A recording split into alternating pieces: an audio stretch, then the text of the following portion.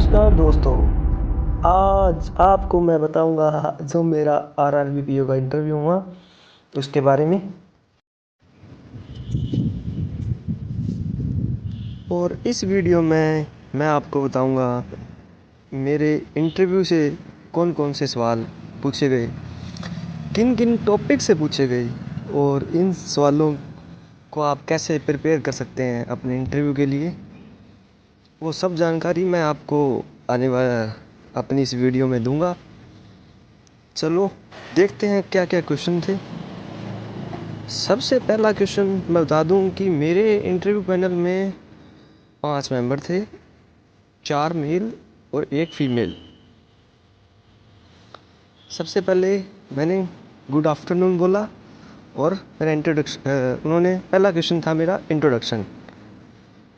Introduction में मैंने जब मेरा इंट्रोडक्शन दिया तो उसमें काफ़ी क्रॉस क्वेश्चन बने, मेरी एजुकेशन से संबंधित, मेरे गांव से संबंधित, और बेसिकली जो मैं अभी फ़िलहाल इंटर्नशिप कर रहा था एक स्कूल में, तो उससे रिलेटेड भी काफ़ी क्वेश्चन मेरे से पूछे गए। सेकंड सर ने पूछा मेरे विलेज से संबंधित कि आपका विलेज कितना बड़ा है, क्या पॉपुलेशन है। फिर तीसरे सर ने पूछा नाबार्ड के बारे में बताओ, नाबार्ड कब बना था और इसका पूरा नाम बताओ। ये मैंने उनको बता दिया। जब चौथा क्वेश्चन पूछा तो उन्होंने मेरे से पूछा आपने बीए किया है तो आपने पॉलिटी तो पढ़ी होगी। मैंने कहा यस सर। तो उन्होंने मेरे से पूछा पंचायती राज व्यवस्था के कितने स्तर होते हैं। मैंने बता दिया 3 स्तर होते हैं। कौन कौन से स्तर होते हैं वो भी बता दिया। फिर उनका क्रॉस क्वेश्चन था, ये था कि इन जो 3 स्तर होते हैं इनके हेड या पोस्ट का नाम क्या है, जैसे ग्राम पंचायत में सरपंच होता है वैसे। ये मैंने बता दिया। इसके बाद क्वेश्चन अगला मेरे बजट से है। उन्होंने पूछा बजट पढ़ा है। बजट पढ़ने को प्रॉपर टाइम नहीं मिला क्योंकि एक को तो बजट आया था, 3 को इंटरव्यू था, तो इसलिए मैंने कहा सर थोड़ा मोटा पढ़ा है, ज़्यादा नहीं पढ़ पाया। तो उन्होंने पूछा आप बताओ एजुकेशन से एम्प्लॉयमेंट से संबंधित इन बजट में बात हुई थी उसके बारे में बताओ आप। ये तो मैंने पढ़ा नहीं था। इसका जवाब मैं नहीं दे पाया सर को, मैंने सॉरी बोल दिया। वो बोले कोई बात नहीं है। फिर नेक्स्ट क्वेश्चन आया बैंकिंग से। उन्होंने पूछा एसएलआर क्या है। मैंने एसएलआर के बारे में बताया। फिर उन्होंने पूछा एसएलआर रखने का पर्पज़ क्या है। मैंने पर्पज़ बता दिया। फिर उन्होंने पूछा अब वर्तमान में एसएलआर कितनी चल रही है। मैंने वो भी बता दिया। यहाँ तक इंटरव्यू अच्छा जा रहा था, मेरे को भी कॉन्फिडेंस काफ़ी अच्छा हो गया था। इतने क्वेश्चनों का जवाब मैं सही दे चुका था अब तक। फिर उन्होंने एक ट्रिकी क्वेश्चन मेरे से पूछ लिया। एक सर थे, वो बोले आपका बैंक अकाउंट है। मैं कहा यस सर। तो उन्होंने पूछा बताओ डेबिट कार्ड और एटीएम कार्ड में क्या डिफरेंस है। अगर वैसे तो ये क्वेश्चन काफ़ी ट्रिकी है क्योंकि बच्चा काफ़ी कन्फ्यूज हो जाता है इस क्वेश्चन में, क्योंकि डेबिट कार्ड और क्रेडिट कार्ड होता है वो सेम, डेबिट कार्ड और एटीएम कार्ड सेम ही होता है। तो मैंने उनको सोच के थोड़ा सा पॉज लिया और बताया सर ये दोनों सेम होते हैं। सर भी हंसने लगे। फिर उन्होंने पूछा चलो अब ये बताओ डेबिट कार्ड और क्रेडिट कार्ड में क्या अंतर है। मैंने इसके बारे में उनको बताया, डेबिट और क्रेडिट कार्ड में अंतर अच्छे से सर को बताया। यहाँ तक ठीक था। फिर उन्होंने मेरे बैंक से रिलेटेड फिर क्वेश्चन पूछे, बताओ आपका खाता कौन से बैंक में है, वहाँ कौन कौन सी सुविधाएं मिलती हैं आपको, बताओ आरजीबी भी डिजिटल बैंकिंग देता है, चेक बुक मिलती है। बैंक से क्वेश्चन आए काफ़ी।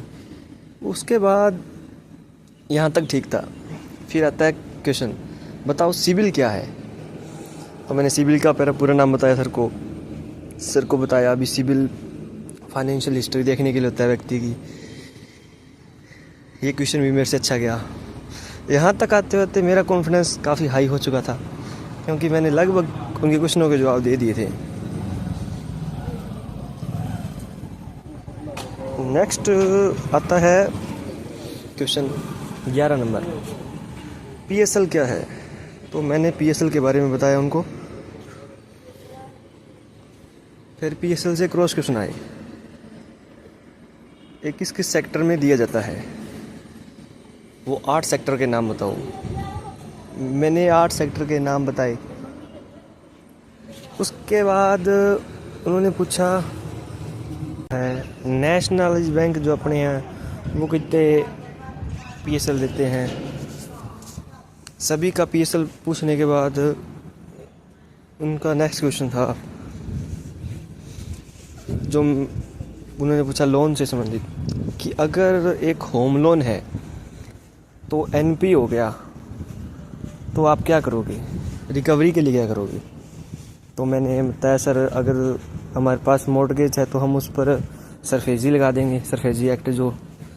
तो उन्होंने पूछा तो बताओ सरफेजी लगाने की प्रोसेस क्या है। फिर सरफेजी तो मैं पूरी तरह प्रिपेयर करके गया था।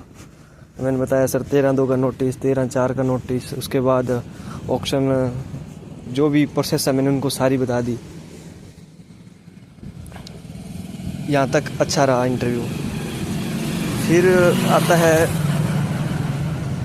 ये बताने के बाद जो फिर उन्होंने बोला थैंक यू। इसके बाद मैं भी थैंक यू बोल के वहाँ से चला आया। तो ये रहा मेरा इंटरव्यू एक्सपीरियंस। अगर आपको कुछ टिप्स चाहिए तो मैं दे दूँगा, आप कमेंट्स में पूछ सकते हैं मेरे से। अगर आप प्रिपेयर कर रहे हैं तो इसके लिए कुछ इम्पोर्टेंट बातें हैं जो आपको पढ़नी चाहिए अगर आपका इंटरव्यू कभी होता है तो। सबसे पहले बेसिक बैंकिंग कंसेप्ट आपके स्ट्रॉन्ग होने चाहिए। सेकंड, अपने बैकग्राउंड से जुड़े सवाल, जैसे कि अपने गांव से आ रहे हो या शहर से आ रहे हो, वहाँ की फेमस जगह, फेमस खाने की वस्तु, फेमस व्यक्ति का नाम हो सकता है। और फिर आता है कॉन्फिडेंस। कॉन्फिडेंस तो बैकबोन है इंटरव्यू की, मैं ये मानता हूँ। क्योंकि अगर आप में कॉन्फिडेंस नहीं है ना तो अपनी बात रखने का, तो इंटरव्यू का कोई महत्व नहीं रहता वहाँ पर। फिर प्रैक्टिकल नॉलेज होना ज़रूरी है। अगर आप कहीं वर्क कर रहे हो तो उस ऑर्गेनाइजेशन के बारे में, उस बैंक के बारे में, आपकी पोस्ट के बारे में, ये बातें आपको अच्छे से प्रिपेयर होनी चाहिए। और अगर फिर भी आपको कोई टिप्स चाहिए तो आप कमेंट्स में पूछ सकते हो, मैं आपको रिप्लाई कर दूंगा।